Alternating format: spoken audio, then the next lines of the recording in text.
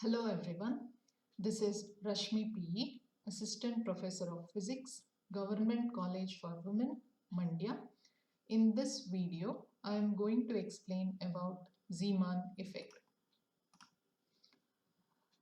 The topics I cover here are Zeeman effect, Zeeman shift, types of Zeeman effect, differences between normal and anomalous Zeeman effect, experimental arrangement to observe normal Zeeman effect, and expressions for Zeeman shift in case of normal Zeeman effect. What is Zeeman effect?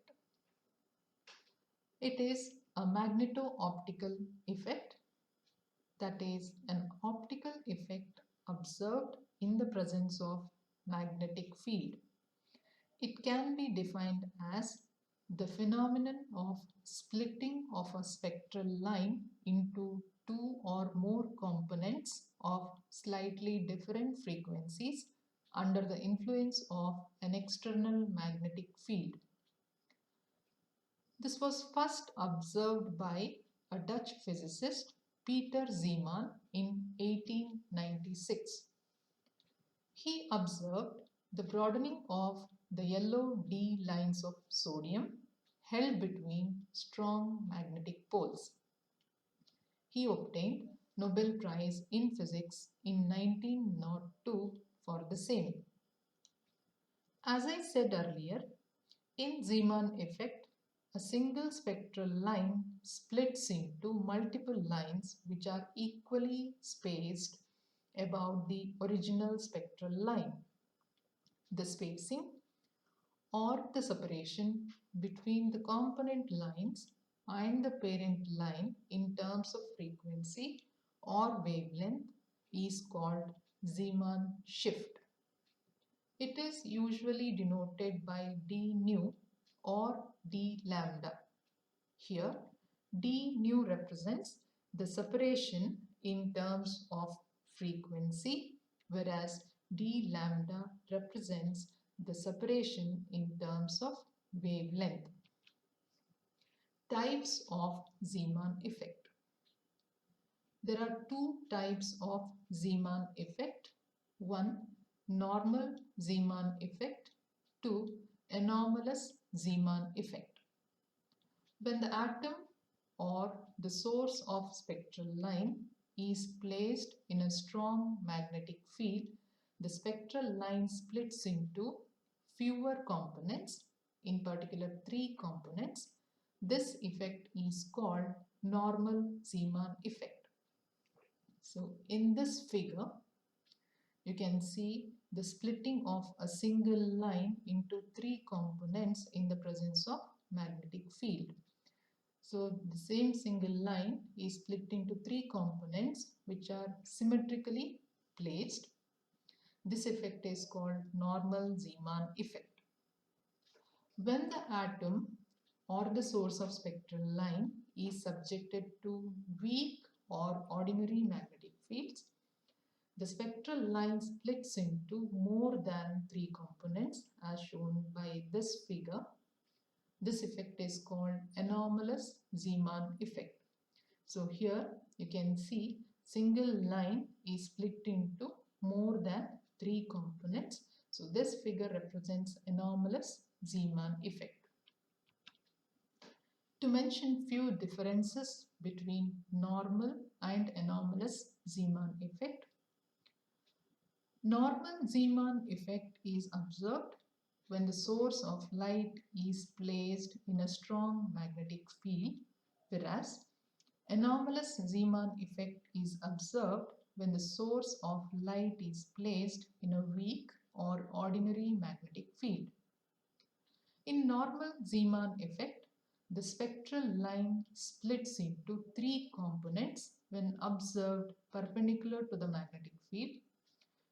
In anomalous Zeeman effect, the spectral line splits into more than 3 components when observed perpendicular to the magnetic field. Normal Zeeman effect is usually exhibited by atoms having even number of electrons, whereas anomalous Zeeman effect is exhibited by atoms having odd number of electrons.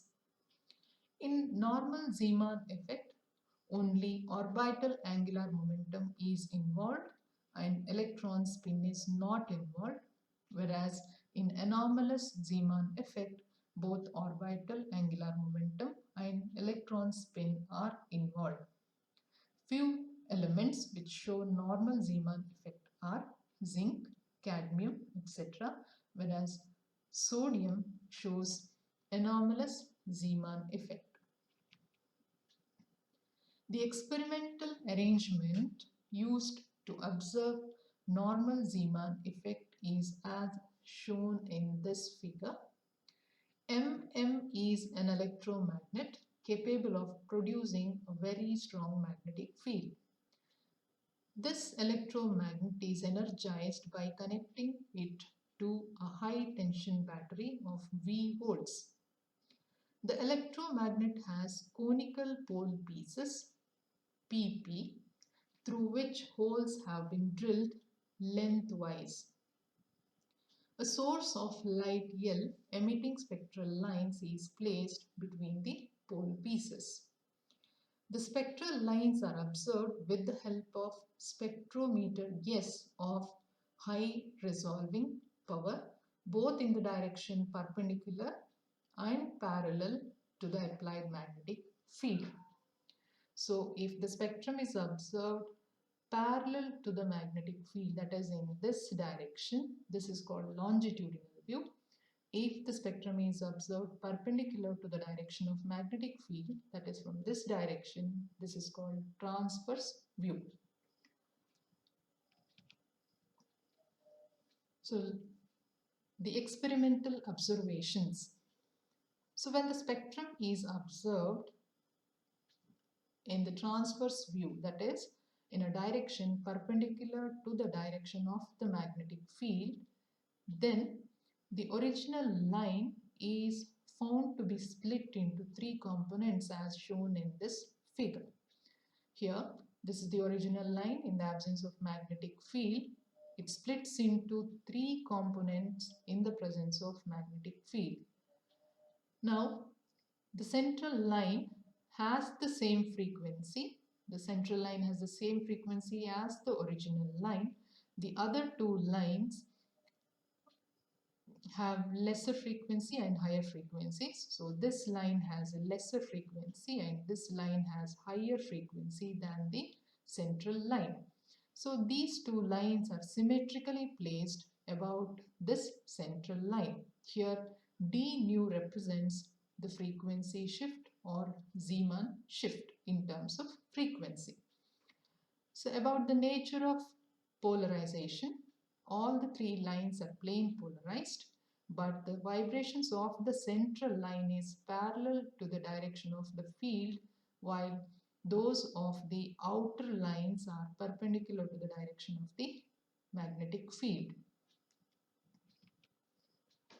In the longitudinal view, that is in a direction parallel to the direction of the magnetic field, the single spectral line is found to split into two components, one having slightly lesser frequency and the other having slightly higher frequency than that of the original line, which is no longer seen.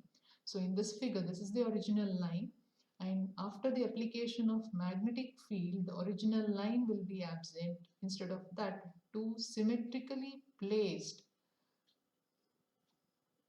lines of higher frequency and lesser frequency are seen. D nu here represents the Zeeman shift. So the two lines are found to be circularly polarized in opposite directions. So the Zeeman shift can be represented in terms of frequency or wavelength. As I said, the expression for Zeeman shift in terms of frequency is given by d nu is equal to plus or minus EB by 4 pi m. In terms of wavelength, it is given by minus or plus BE lambda square divided by 4 pi mc. So here B stands for strength of the applied magnetic field, E is the charge of the electron, m is the mass of the electron, lambda is the wavelength of the original spectral line, and c is the velocity of light. These two expressions can be derived using the vector atom model. So in my next video, I'll be explaining the theory of normal Zeeman effect on the basis of vector atom model. Hence, I'll be deriving the expressions for the Zeeman shift both in terms of frequency as well as wavelength. Thank you.